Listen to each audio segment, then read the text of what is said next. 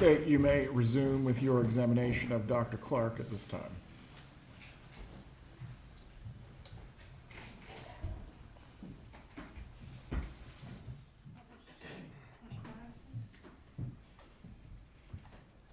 Publishing 25.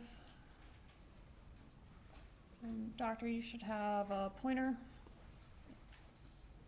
All right, explain what we're looking at in States 25.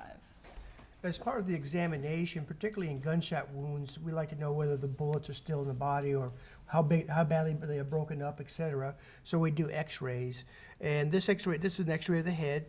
You can see the top of the head here, the jaw, right side, left side, and these really bright spots here and here are the bullets that we recovered from this individual.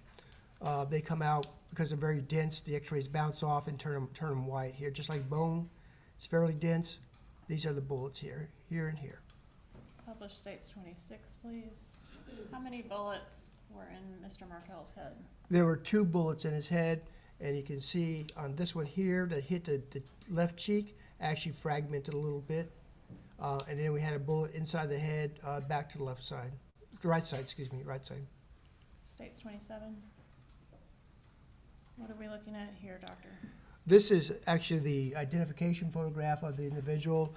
We like to get them cleaned up. We'll put the identifying tag underneath their chin, the case number, the date, and usually my initials. And you can see that there has been quite a bit of damage here, particularly in the left side of the face.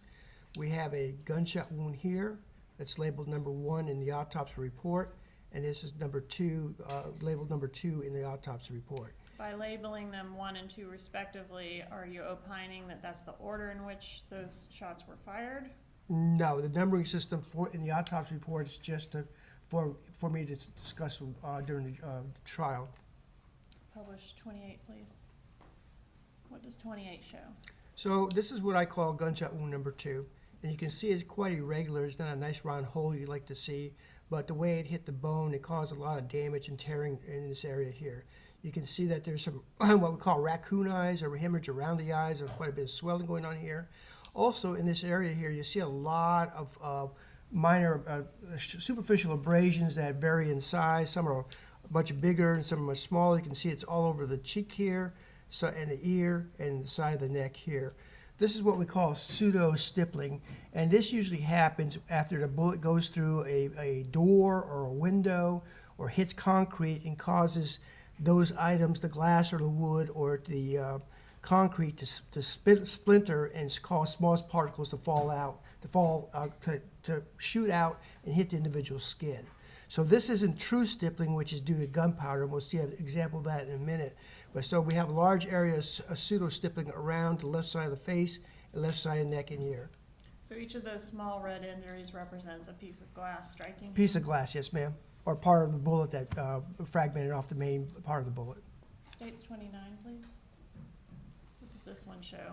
Again, we're looking at the left side of the neck here. Here's the left ear. You can see that this pseudo-stippling is quite extensive. Also, you'll see that there's kind of a purplish discoloration here.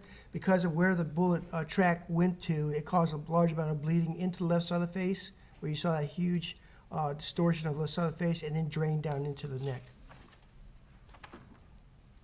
States 30. Okay, this is going to be gunshot wound number 1. It's right between the eyebrows, closer to the left eyebrow. Again, it is distorted. It's not a nice little round hole because of the shelf of bone that's there. It's called the glabella. So it causes an irregular entry wound. And now we're seeing a much finer area of stippling across the forehead here. This is much different from what true stippling or gunpowder stippling from the barrel of the gun directly. How does firing a gun cause this pseudo-stippling? The stippling. Stippling. Okay, when the firearm is discharged, out of the barrel comes the bullet, of course, hot gases, soot, burning and unburned gunpowder. What causes the stippling is the burning and unburned gunpowder. It actually it's a particulate that strikes the skin and abrades it. It doesn't burn it, but it hits it and abrades it, or scrapes it. So that usually with a handgun, we could see the stippling out to about 18 to 24 inches. This to me looks a lot closer than that. But all we're seeing is the stippling here. So the presence of this evidence suggests that the muzzle of the gun was quite close to Mr. Markel's head when it was fired. Yes, I'm thinking inches. Yes, ma'am. States 31, please. What does this show? Okay, this is giving you a perspective of the two gunshot wounds here. What I call labels 1, what is label 2, the pseudo-stippling on the nose, the fine stippling on the forehead, the hemorrhage around the left eye, part of the raccoon eye pattern. States Exhibit 32. This is the left forearm, and what you see here is kind of a ring of soot, partial ring of soot here, and some stippling on the forearm here too. What is that consistent with? That to me is suggested that that arm was up near the gun when it was discharged. That's at one point in time, and most likely the one gunshot wound that went to the center of the head here, that arm was up in a defensive type thing or a reaction type thing, and the soot and stippling is actually not from the barrel, but when you're talking about a revolver, you have a cylinder where the bullets are, you have a space between the cylinder and the barrel. It's called a cylinder gap. And soot and gunpowder can come out of the cylinder gap and cause this kind of pattern. So again, consistent with the firearm being very close to the victim? That's correct. And also, is it consistent with the victim at least having enough wherewithal of the impending danger to raise his arm in defense? In my opinion, yes, ma'am. All right, and you said that the number that you order the shots for purposes of your reports does not necessarily mean that's the order of the shots that were fired in this case. Do you have an opinion as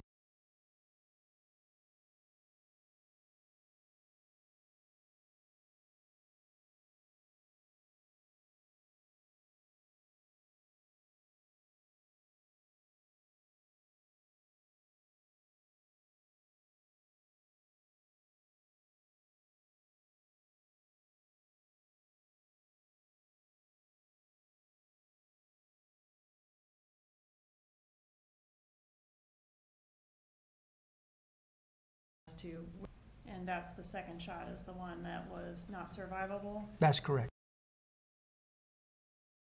The one that was not survivable? That's correct. And was there any amount of medical attention that could have assisted Mr. Markel, say if it had gotten there sooner? Well, these are pretty devastating injuries, particularly the gunshot wound in the brain.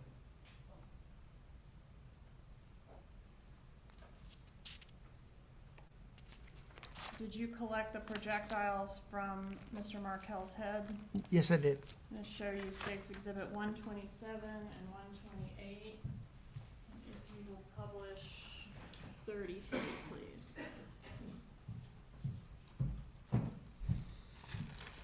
Ask if you recognize 127 and 128.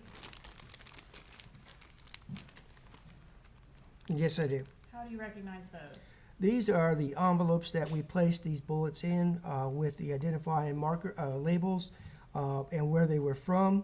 Both one's from gunshot wound number 1 and one's from gunshot wound number 2. Are they in the same or substantially the same condition as when you collected them? They appear to be so, yes, ma'am. Move into evidence 127 and 128, Your Honor. Any objection? There you go. States 127 and 128 are admitted. And is this a photograph of one of these projectiles removed from Mr. Markel's head? Yes, ma'am. This is the one from gunshot wound number 2 to the left cheek area. If you remember on the x-ray, it had kind of a barrel shape to it. I don't remember, but you see the barrel shape here. And for the record, that was 33, now publishing 34. What does this show? This Would is you be able to turn it? Upper left, maybe? Again. Thank you.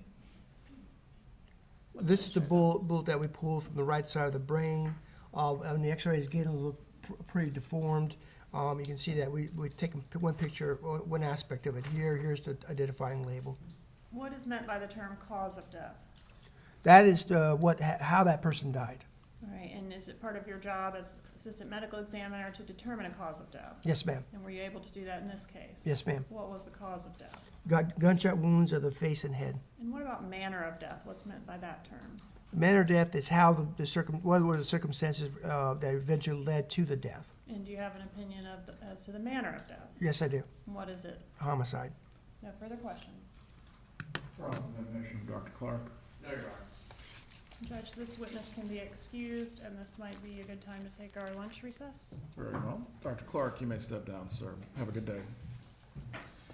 Members of the jury, we are going to take our lunch break at this point. As you have been previously instructed, I'm just going to remind you again, you are not to discuss this case with each other or any other person. During your lunch break, you may eat together if you choose to. Again, you may converse about any manner of things, but this case. Does everyone understand this instruction? Please raise your hands.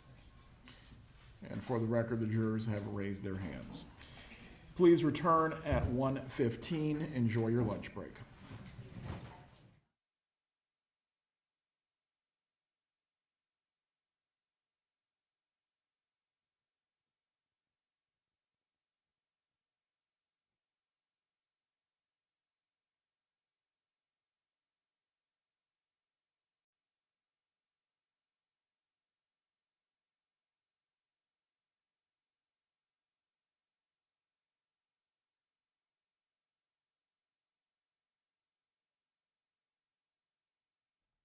Before we go on the recess break this afternoon, I do believe this merits a small bit of discussion on the topic.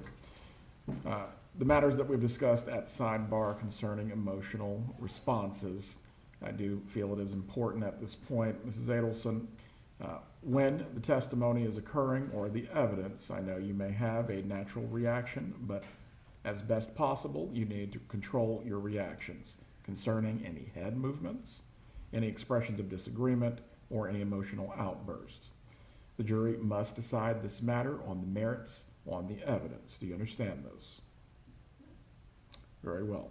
I do not wish to do this in front of the jurors at all, but it's very important that you are able to control your emotions. Do you understand what I'm saying? Does either party need to be heard before we before we go into the lunch break? No, Your Honor. No, Your Honor. All right, please report back at 1:15 as well. I believe we have 3 other witnesses that we can possibly get through this afternoon.